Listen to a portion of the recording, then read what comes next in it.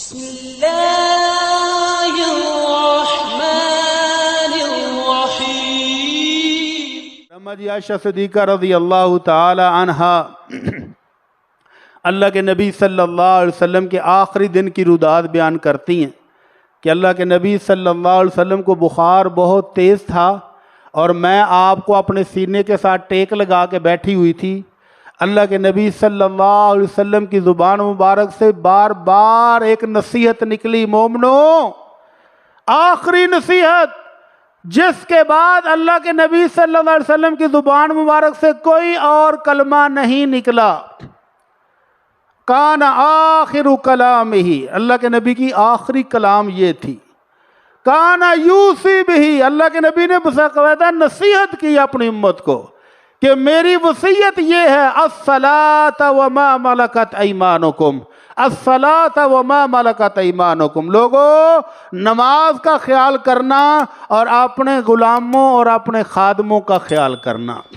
لہذا ہر وہ پیر جو کہے کہ مجھے نماز معاف ہو گئی ہے، میں نے اللہ کی اتنی عبادت کر لی ہے کہ میں اللہ کو دیکھنے لگ گیا ہوں، اللہ مجھے دیکھ رہا، اب میرے سے نماز روزہ معاف ہو گیا، وہ مسلمان نہیں ہے، وہ تو شیطان کا چیلا ہے، وہ مسلمانوں کے در سے بھی نکل جاتا ہے۔ تو اللہ کے نبی صلی اللہ علیہ وسلم نے آخری لمحے پر دو نصیحتیں فرمائیں کہ نماز کا خیال کرنا، نماز کا خیال کرنا۔ اس لیے صحابہ کرام فرماتے ہیں کہ ہم کسی عمل کو، بے عملی کو کفر نہیں سمجھتے تھے سوائے نماز چھوڑنے کو۔ ہم میں سے کوئی بندہ ایک نماز بلا وجہ چھوڑتا، جان بوجھ کر چھوڑتا، تو ہم سمجھتے کہ اس نے کفر کا ارتکاب کیا ہے۔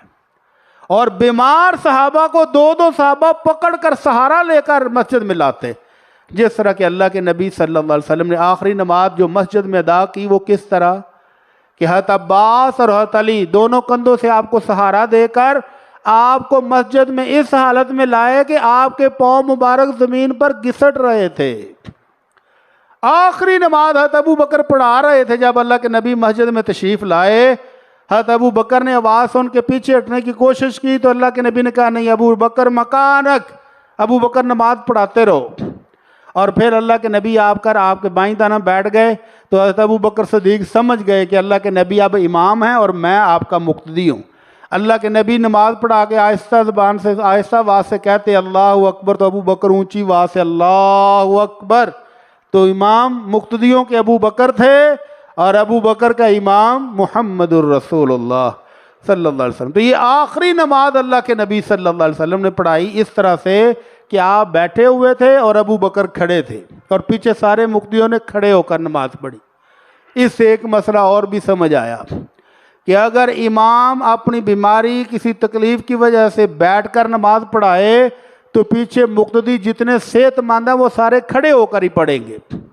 ایک روایت میں یہ بھی ہے کہ اللہ کے نبی صلی اللہ علیہ وسلم نے فرمایا جب امام بیٹھ کر نماز پڑھائے تو بیٹھ کر پڑھو اور جب امام کھڑے ہو کر پڑھائے تو کھڑے ہو کر پڑھو۔ لیکن یہ آخری روایت نے آ کر حکم مزید واضح کر دیا ہے کہ جب امام بیمار ہو، مقتدی صحت مند ہوں تو وہ کھڑے ہو کر ہی پڑھیں گے، اور امام کے ساتھ مقتدی بھی اگر صحت مند ہیں تو امام اور مقتدی سب کھڑے ہو کر پڑھیں گے، اور جو مقتدیوں میں کھڑا نہیں ہو سکتا وہ بیٹھ کے پڑھ لے۔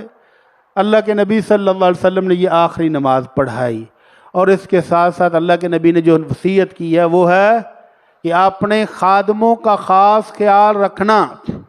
خادم سے مراد اس دور میں غلام تھے، اور آج آپ کے گھروں میں کام کرنے والے، فیکٹری میں کام کرنے والے، دفتروں میں کام کرنے والے وہ والے نہیں ہیں، ان سے اچھی پوزیشن میں ہیں، یہ آزاد ہیں، وہ غلام تھے۔ اس کے باوجود اللہ کے نبی صلی اللہ علیہ وسلم نے اسپیشل نصیحت کی کہ ان کا خیال رکھنا، ان کا خیال رکھنا۔ تو ایک روایت میں اللہ کے نبی سے ایک بندے نے پوچھا اللہ کے نبی کم عفو عن الخادم، اللہ کے نبی اپنے نوکر کو، ملازم کو، خادم کو کتنی بار معاف کروں؟ تو آپ نے سوال سننا بھی گوارا نہیں کیا، چہرہ مبارک دوسری طرف کر لیا کہ یہ بات پوچھنے والی ہے ہی نہیں۔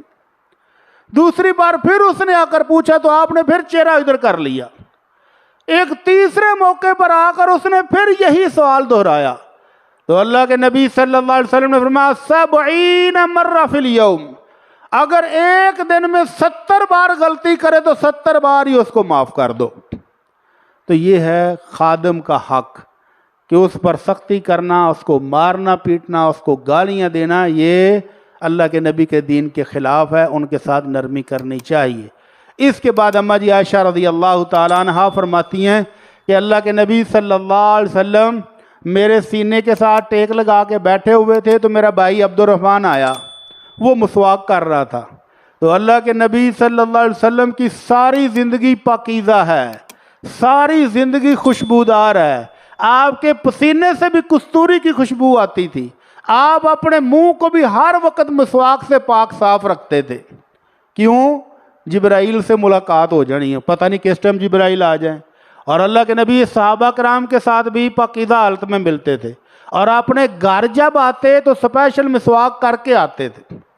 اب آخری عمر میں بیماری کی وجہ سے مسواک نہیں کر سکے، تو عبد الرحمن مسواک کر رہے تھے، تو اللہ کے نبی نے ایسے نظریں اٹھا کر دیکھا۔ اماں جی عائشہ سمجھ گئی، فرمایا اللہ کے نبی آپ مسواک کرنا چاہتے ہیں؟ تو آپ نے سر سے اشارہ کیا کہ ہاں مسواک کرنا چاہتا ہوں۔ تو اماں جی عائشہ کہتی ہیں میں نے وہ مسواک عبد الرحمن سے لی، دھوئی، صاف کی، اور اللہ کے نبی کو پکڑائی تو آپ چبا نہیں سکے۔ سبحان اللہ، کمزوری کی وجہ سے مسواک چبا نہیں سکے۔ تو اماں جی عائشہ کہتی وہ میں نے مسواک چبائی، چبا کے اس کو نرم کیا، اور پھر اللہ کے نبی صلی اللہ علیہ وسلم کے مبارک دانتوں پر پھیرا، اور فرماتی ہیں کہ یہ لمحہ کہ اللہ کے نبی صلی اللہ علیہ وسلم کے منہ میں میرے منہ کا لعاب بھی داخل ہو گیا، میرے لعاب کو اللہ کے نبی کی زندگی کے آخری موقع پر آپ کے دانتوں پر ملنے کا موقع مل گیا۔ تو یہ ہے میاں بیوی کی محبت، یہ ہے چاہت، اس میں کوئی عیب نہیں ہے کہ میاں بیوی ایک پلیٹ میں کھانا کھا لیں۔ کاٹھے انگریزوں، آپ لوگوں نے بڑا عیب سمجھا ہوا کہ بیوی اگر آپ کی پلیٹ میں سے ایک نوالا لے لے تو آپ کھانا نہیں کھاتے، لہجہ پر جھوٹا کر کے دیتا ہے۔ اگر وہ آپ کو گلاس میں بوتل ڈال کے دے اور محبت سے ایک گھونٹ پی لے تو آپ کہتے ہیں جھوٹا ہو گیا ہے، ساس وکھریاں گالاں کڈے گی، سورا وکھریاں، نہیں پیے گا میرا بیٹا، تم نے جھوٹا دیا ہے۔ اور امام الانبیاء صلی اللہ علیہ وسلم خاندان میں محبت رکھنے کا نسخہ بتاتے ہیں۔ اماں جی عائشہ رضی اللہ عنہا فرماتی ہیں میں اور اللہ کے نبی صلی اللہ علیہ وسلم ایک ہی پلیٹ میں کٹھے کھانا کھاتے تھے، اور اللہ کے نبی صلی اللہ علیہ وسلم جو بوٹی میں کھا رہی ہوتی، اللہ کے نبی وہ میرے ہاتھ سے لے کر وہیں منہ لگا کے گوشت کھاتے جہاں سے میں نے کھایا ہوتا تھا، اور جس پیالے سے پانی میں پیتی اللہ کے نبی اسی پیالے سے جس جگہ میں نے منہ لگا کے پیا تھا وہیں منہ لگا کر پیتے۔ تو اس سے میاں بیوی میں محبت بڑھتی ہے، خاندان میں محبت بڑھتی ہے۔ یہ جھوٹے کا تصور مسلمانوں کا نہیں ہے، یہ جھوٹے کا تصور کافروں کا ہے، جن کے ہاں وائرس وائرس وائرس۔ اللہ کے نبی کا یہ جھوٹا کوئی جھوٹا نہیں ہے۔ اللہ کے نبی صلی اللہ علیہ وسلم نے ایک ہی پیالے سے 70-80 صحابہ کو دودھ پلانے کے بعد سب سے آخر میں پی کر یہ ثابت کیا تھا کہ ہمارے ہاں جھوٹ کا تصور نہیں ہے۔ تو اللہ تعالی ہمیں بھی سمجھ عطا فرمائے۔ تو اماں جی عائشہ رضی اللہ تعالیٰ عنہ کہتی ہیں اللہ کے نبی نے آخری ٹائم پر مسواک بھی کی، اور مسواک ہم کو بھی کرنی چاہیے، اور خاص طور پر ان احباب کو جو سگریٹ پیتے ہیں۔ مسجد میں آنے سے پہلے اللہ کے نبی صلی اللہ علیہ وسلم نے کہا لولا ان اشق علی امتی، اگر میں اپنی امت کے لیے مشکل میں پڑنے کا خدشہ نہ ہوتا تو میں لامرتہم بالسواک عند کل صلاۃ، تو میں اپنی امت کو حکم دیتا کہ ہر نماز کے وقت مسواک کرو۔ اگر 5 ٹائم مسواک یا برش کرنا پیندا تو لگ پتہ جانا سی۔ تو اللہ کے نبی صلی اللہ علیہ وسلم کیا کرتے تھے، اور فرمایا امت کو صرف مشقت سے بچانے کے لیے حکم نہیں دے رہا، وگرنہ حکم ہونا چاہیے تھا۔ تو یہ مسواک سگریٹ نوش حضرات کو کر کے مسجد میں آنا چاہیے، اور اگر منہ سے سمیل آ رہی ہو، اگلی صف کے نمازی بھی پریشان، ساتھ والے بھی، دائیں بائیں والے بھی، تو اس کو مسجد میں نہیں آنا چاہیے۔ اگر فرض نماز جاتی ہے تو چلی جائے۔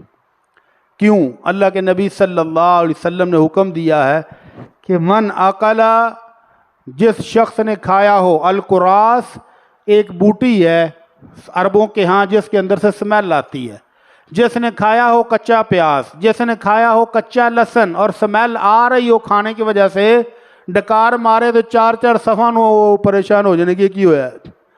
تو فرمایا فلا یقربن مصلانا، یہ بندہ ہماری مسجد کے قریب بھی نہ جائے۔ جب تک اس کے منہ سے اسمیل آ رہی ہے وہ مسجد میں داخل نہ ہو۔